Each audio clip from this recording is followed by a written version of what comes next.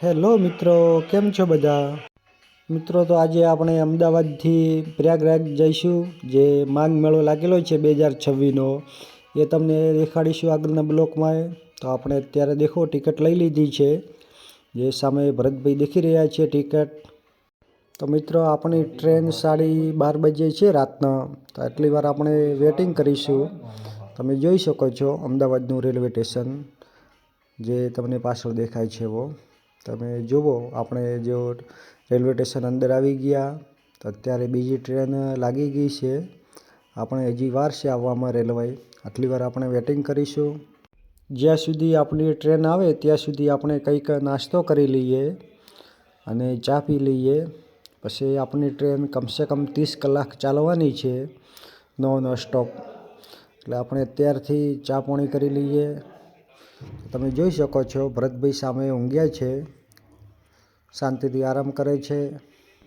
મિત્રો, આપણી ટ્રેન 12:30 વાગે આવવાની છે, તો બસ થોડી દેરમાં આવી જશે.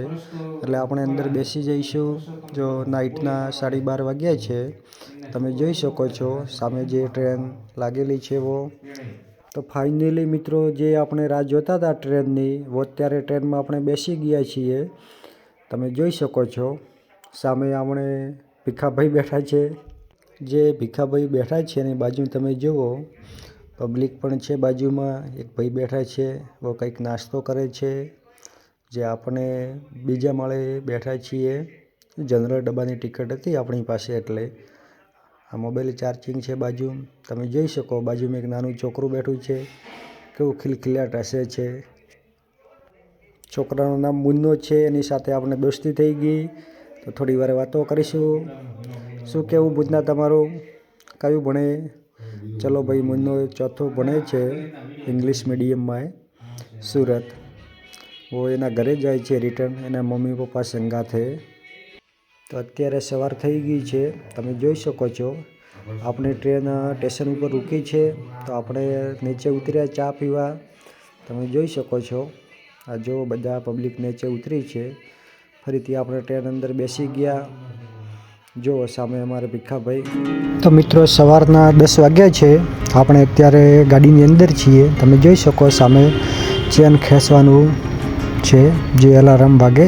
તમે જો એને ચેન બોલવામાં આવે. જો ખેંચો એટલે સામે ગાડીવાળાને ખબર પડી જાય કે કોઈ ચેન ખેંચી આ ડબ્બાની. એટલે તાત્કાલિક ગાડી ઇમરજન્સીમાં જો ઊભી રાખવી હોય ને, તો ટૂંકમાં ચેન ખેંચવી પડે. પણ એના માટે તમારે ઇમરજન્સી હોવી જરૂરી કોઈ બી. તો મિત્રો, આપણે હવે 30 કલાકની સફર પૂરી કરી.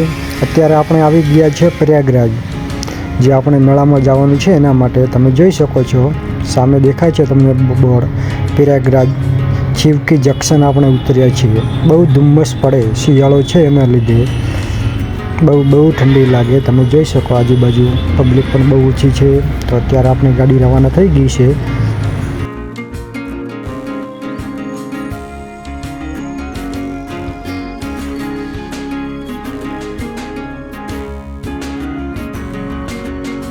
તો મિત્રો, આપણે આવી પહોંચ્યા છીએ પ્રયાગરાજ ચિલ્કી જંકશન ઉપર. અત્યારે સવારે તમે જોઈ શકો છો.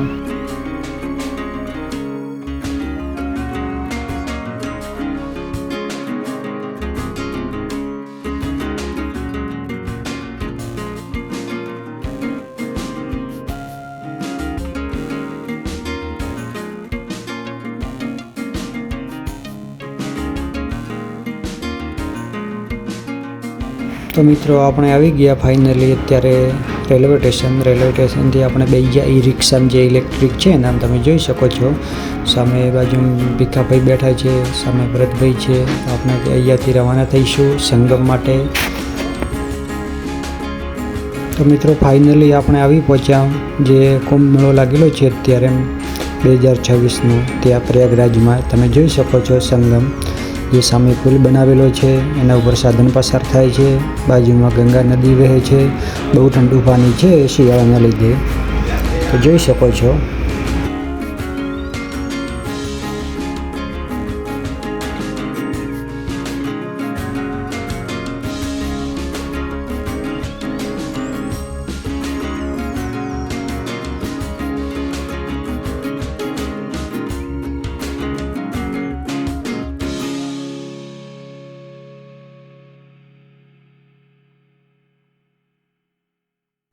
જે આપણે અત્યારે પસાર થઈએ છીએ એવો સંગમનો રસ્તો છે બહાર જવા માટે, જે તમે જોઈ શકો છો.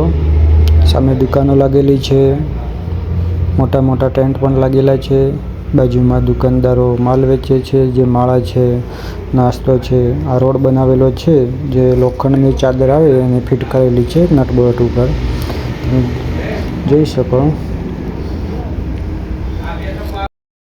જો સામે પ્લાસ્ટિકના નાના નાના ડબ્બા છે, એનામાં ગંગાજળ તમે ભરીને ઘરે લઈ જઈ શકો છો.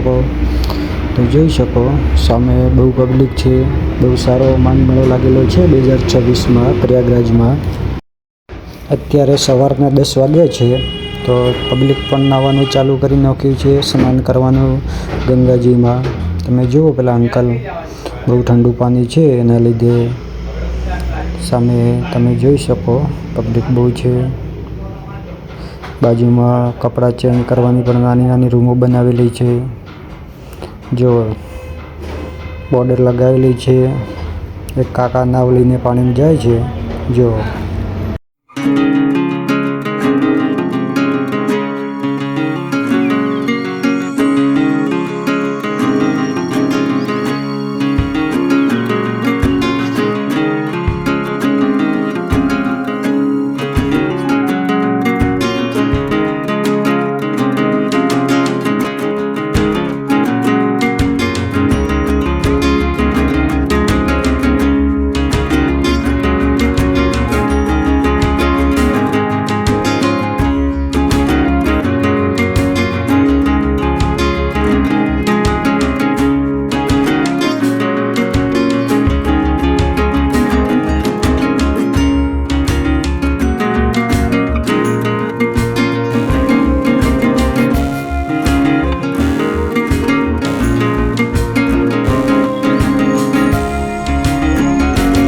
દોસ્તો, આજે આપણે આજનો બ્લોગ અહીંયા પૂરો કરીશું. રાધે રાધે.